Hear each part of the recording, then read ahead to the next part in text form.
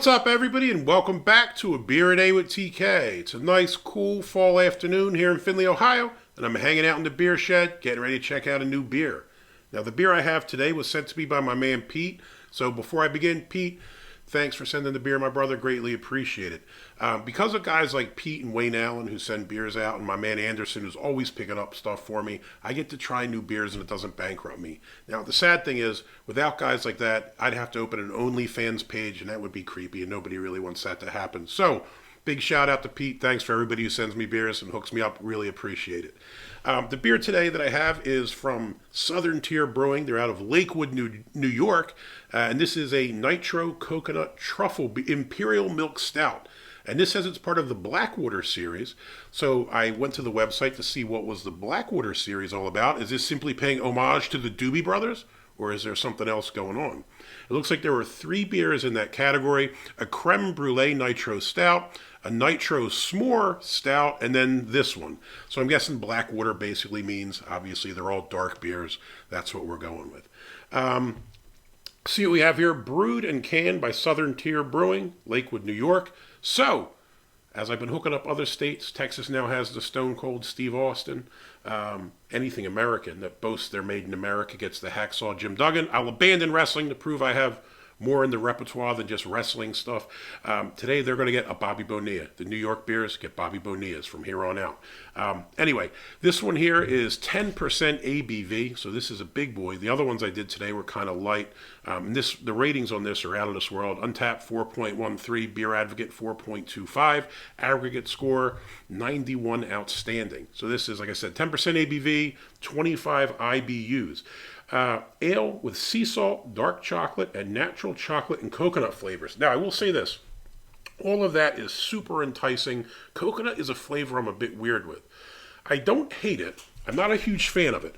When used sparingly and in moderation and with other stuff, I don't mind coconut. But coconut in and of itself, like to actually eat it in, Mounds or Almond Joy, whatever one of them, the candy bars, I can't stand it. It gets stuck in my teeth. I don't like the texture. Taste, I'm on the fence with. It's okay, so I'm hoping that it's not too coconutty. See what else we have here. Experience the ultimate indulgence. Hear, see, taste. Alcohol, ABV, 10%. Color, black. Body, creamy, heavy. Bitterness, low to moderate. And volume, 9.6 fluid ounces, made with milk sugar. All right, let's give it a shot. It's enough yapping. Oh.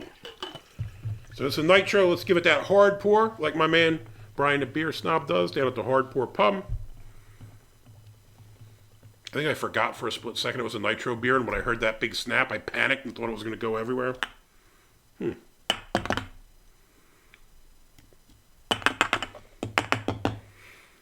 many ounces did this say this was?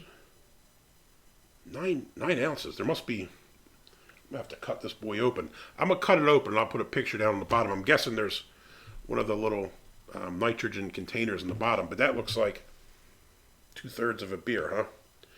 Now, I will say this. It is kind of a nice beer. If you see the separation there, it's kind of doing the Guinness cascading thing. I always kind of dig seeing it's like the dark, and this is kind of like, I don't know, the mid-range brown, and then you have the khaki head. So I guess we'll give this a second while it pours.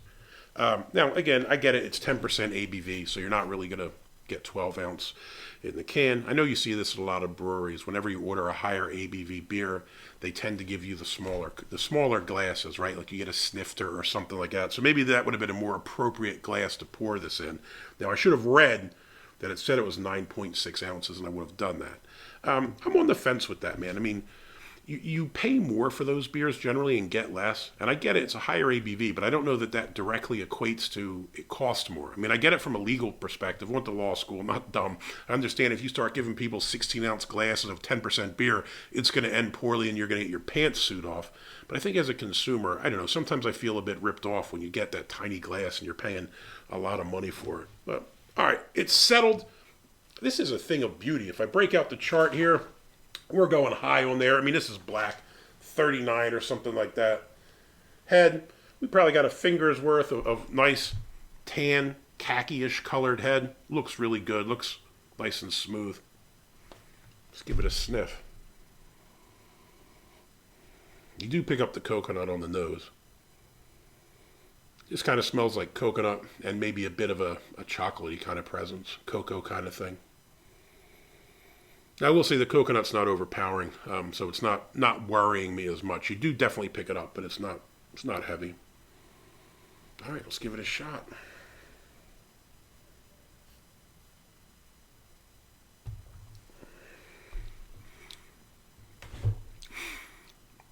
The body is slightly lighter than I thought it would have been on this. This says creamy heavy. I mean, I would say it's on the higher end of medium, but I don't think that it's heavy.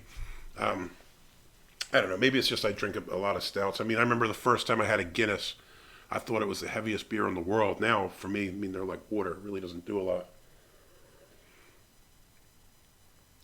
Yeah, decent. Nice smooth texture to it, obviously. With the nitro beers, I think you always get that kind of nice smooth texture, and I really quite enjoy the nitro beers for that reason. As far as the flavors, you pick up some dark chocolate. You do pick up a little bit of a saltiness to it. You pick up you pick up a wee bit of coconut, but it's not real strong. Again, that was the thing that kind of worried me. I was afraid it would be heavy with the coconut, and I wouldn't dig it. But it's nice. You also pick up, I mean, this is 10%, and I think you know that it's 10%. It's not super boozy. A lot of the dark Belgian beers that I dig tend to have like a boozy presence, and you kind of feel it like a little alcohol burn on the back of your throat. You do get a little bit of it here, so I think you do realize this isn't a 5%er or something like that. But it's not over the top. It's not so much of a burn that it's off-putting or makes you think you're drinking, I don't know, those weird Lithuanian beers I had a while back with the crazy labels that were high ABV, and you could tell right away. This is well put together. And again, I'd expect that from Southern Tier. They're usually pretty solid. This is a brewery I overlook a lot because they're kind of everywhere, at least around here. So I'm always looking for weirder breweries, small breweries I've never heard of. And sometimes you overlook guys like this. I mean, I know my man Jay at This Guy's Thought just did a review on Brooklyn, right?